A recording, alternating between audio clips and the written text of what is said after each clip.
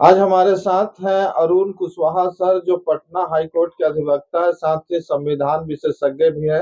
आज भारत का budget pass हुआ है और इस बजट पे क्या कुछ इनकी प्रतिक्रिया है, खासकर बिहार के संबंध में। आइए इनसे जानते हैं। तो सर, क्या कुछ बजट में खास है बिहार के लिए और देश के लिए? देखिए, सबसे पहले तो आपके चैनल के माध्यम से नमो बुद्धाय, जय भीम, जय भारत। देश और दुनिया बुद्धमय हो। सबसे बड़ी बात है कि देश की जनता को पहले ये समझना चाहिए कि बजट होता क्या है। तो बजट जो है ये एक्सपेंडिचर है, खर्चा है कि किस काम पर सरकार कितना खर्च करेगी। अब सबसे महत्वपूर्ण चीज है कि सरकार का इनकम, सोर्स ऑफ इनकम क्या है, और जो देश का जो टैक्स संग्रह होता है विभिन्न सोर्सों से, जो टैक्स जमा होता है, और उस टैक्स में से सरकार किस काम के लिए कितना खर्च करेगी, यही बजट होता है। शिक्षा पर हम कितना खर्च करेंगे, कृषि पर कितना करेंगे, किसानों के खाद पर हम कितना सब्सिडी देंगे, हम गरीबों के लिए घर बनाने पर कितना सब्सिडी देंगे, घर बनाने के लिए कितना हम देंगे। तो ये सब बजट का मतलब होता है कि केंद्र सरकार को जितना इनकम होता है पूरे देश में, टैक्सों से, बिजली से, रेल से, जितना भी विभाग है, उससे जो इनकम होता है, उस इनकम को हम खर्च किस किस चीज पर करेंगे, ये बजट कहलाता है। तो ये जो बजट अभी जो आया है उसमें एकदम बिल्कुल साफ झलक रहा है कि यह बजट पूंजीपतियों का, पूंजीपतियों के द्वारा और पूंजीपतियों के लिए है। क्योंकि इसमें टैक्स स्लैब को बढ़ा करके 12 लाख तक कर रहे हैं। मतलब अब 12 लाख तक जो कमाएगा उसको टैक्स देने की जरूरत नहीं है। तो भारत में 12 लाख कमाने वाला लोग है कितना? बहुत कम है। तो अब जो है आप 12 लाख तक टैक्स फ्री कर करके अमीरों को तो राहत दे दिए। एक 12 लाख सालाना का मतलब 1 लाख महीना कमाने वाला। तो हम समझते हैं कि भारत में 5% भी लोग नहीं है जो 1 लाख महीना से ज्यादा कमाता है। तो ऐसी परिस्थिति में ये जो बजट है ये बिल्कुल अमीरों के लिए है। जो लाख रुपया महीना कमा रहा है उसको छूट मिल गया, अब वो टैक्स देने की जरूरत नहीं है। और खाद पर आपने कहा नहीं कि महात्मा गांधी का सपना था कि भारत गांव का देश है और भारत की आत्मा गांव में बसती है। ये क्यों कहते थे? क्योंकि यहाँ 80% लोग कृषि पर आश्रित हैं। तो कृषि से जो संबंधित बजट है इसको तो इन्होंने बढ़ाया नहीं, क्योंकि उससे गरीबों का कल्याण हो जाता। तो कृषि पर आधारित उद्योग लगाने के लिए और पूरे देश में सिंचाई के लिए इन्होंने क्या बजट बनाया।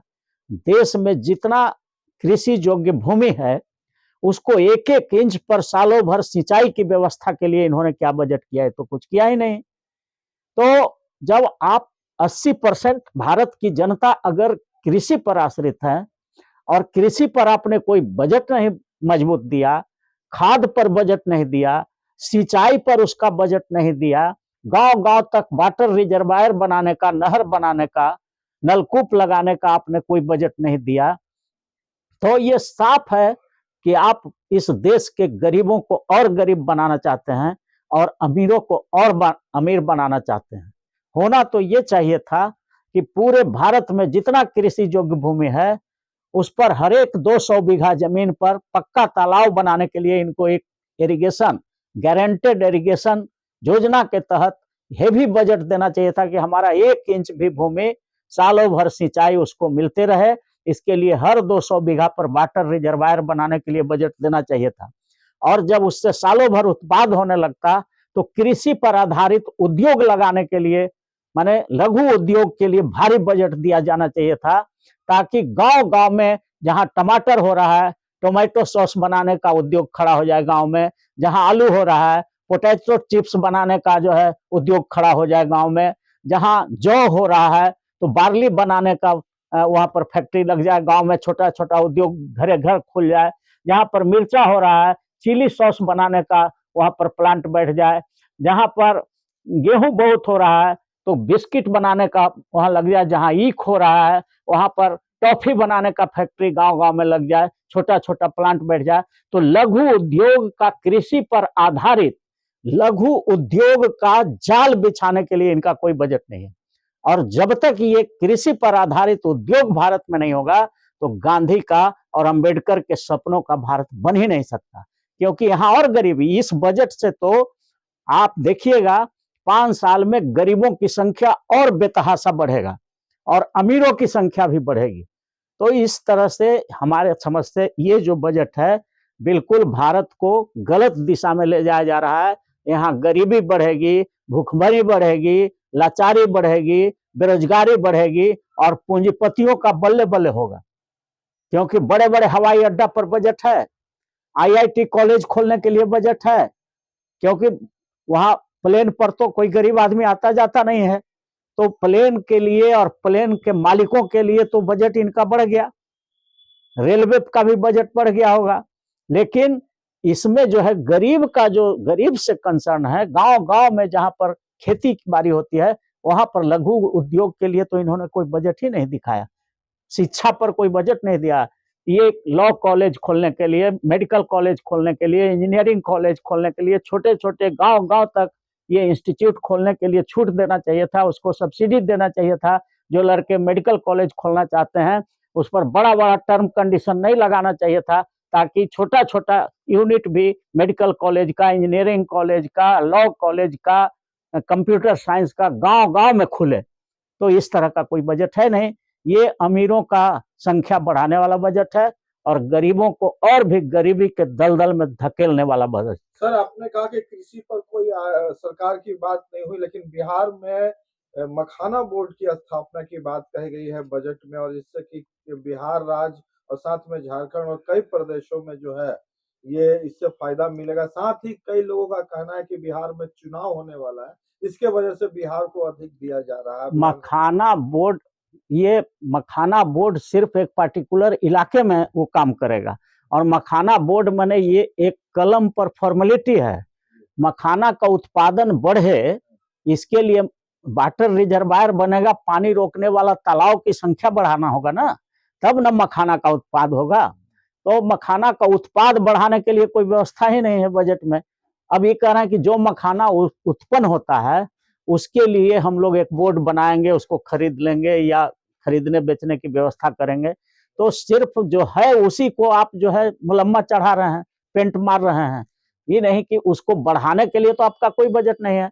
ये कहते कि मखाना का उत्पादन बढ़ाने के लिए बड़े बड़े वाटर रिजर्वायर, तालाब बनाए जाएंगे। मखाना का विकसित करने के लिए हर गांव में जहां पर पानी जमा होगा उसमें मखाना की खेती के लिए सब्सिडी दिया जाएगा, बच्चों को प्रोत्साहित किया जाएगा, मखाना पर आधारित उद्योग लगाया जाएगा, उसको भूंज करके और पैकेजिंग का गांव गांव में प्लांट लगाया जाएगा। सरकार उसको खरीदेगी और उन देशों में बेचेगी जहां पर कृषि नहीं है, जैसे जैसे बर्फीला है देश, स्विट्जरलैंड है, इंग्लैंड है, अमेरिका है, जहाँ खेती होती नहीं, बहुत कम खेती होती, ठंडे प्रदेश हैं, कहीं रेगिस्तान है, सब वहां पर भेजना चाहिए था। तो ये बजट में इनका नहीं है, इसलिए ये बजट बिल्कुल भारत को गरीबी के दलदल में ढकेल देगा। सर, सरकार का कहना है कि ये बजट भारत का भविष्य तय करेगा और गरीबी भी कम करेगी और साथ ही साथ देश का विकास होगा और आर्थिक रूप से भी संपन्न होगा। सर, आप इसके उल्टा बोल रहे हैं। बजट से एकदम स्पष्ट हो रहा है कि इन लोग के पास भारत की गरीबी दूर करने का कोई विजन ही नहीं है। ये सिर्फ और सिर्फ गरीबी बढ़ाने का काम किया है इन्होंने, और अमीरी बढ़ाने का भी काम किया है। एक तरफ गरीबी बेतहाशा बढ़ेगी इस बजट से, और दूसरे तरफ अमीरी भी बेतहाशा बढ़ेगी, क्योंकि ये बड़े बड़े प्रोजेक्ट पर तो ये दे रहे हैं। आईआईटी कॉलेज तो खोलने के लिए कह रहे हैं कि हम करेंगे, लेकिन ये छोटे छोटे कॉलेज खोलने के लिए क्यों नहीं कहते हैं कि हमारा जो इंजीनियर बैठा हुआ है, डॉक्टर बैठा हुआ है, एडवोकेट बैठा हुआ है, लॉ कॉलेज खोले, मेडिकल कॉलेज खोले, इंजीनियरिंग कॉलेज खोले, 1 बीघा में खोले, 5 कट्ठा में खोले, 10 तल्ला का बना करके 1 ही कट्ठा में खोल दे। तो ये क्यों रोक लगाया है? इनको तो बजट में इसके लिए भी व्यवस्था करना चाहिए कि जो भी बच्चा हमारा इंजीनियर हो, डॉक्टर है, वकील है या कंप्यूटर का है, वो अपना स्तर से स्कूल खोले तो हम बजट में प्रावधान करेंगे कि उसको हम इतना पैसा देंगे सब्सिडी, और फिर वो लौटाएगा। तो ये सब चीज जो है नहीं है। गरीबों के लिए कहाँ आपको नजर आ रहा है कि कुछ भी गरीबों के लिए काम किया गया है? जितना भी काम हुआ है 12 लाख तक टैक्स फ्री तो अमीरों के लिए, बड़े बड़े एयरपोर्ट बनेंगे अमीरों के लिए, आईआईटी बनेगा तो अमीरों के लिए, बड़े बड़े IIM बनेगा, मेडिकल कॉलेज तो अमीरों के लिए। इसमें जो हैव नोट्स है, जो बेरोजगार बिहार छोड़ करके भागता है लाचारी में, उसके लिए कहाँ कुछ व्यवस्था है। गांव गांव में लघु उद्योग का तो कोई व्यवस्था नहीं है। लघु उद्योग को बढ़ावा देने के लिए, कृषि पर आधारित उद्योग को बढ़ावा देने के लिए कहीं कोई व्यवस्था बजट में नहीं है। इसलिए बहुत ही खतरनाक बजट है और इससे देश गरीबी के जबड़ों में जकड़ जाएगा। सर अपना परिचय। अरुण कुशवाहा, संविधान विशेषज्ञ, advocate, Patna high court and supreme court of India और राष्ट्रीय अध्यक्ष संपूर्ण आरक्षण क्रांति।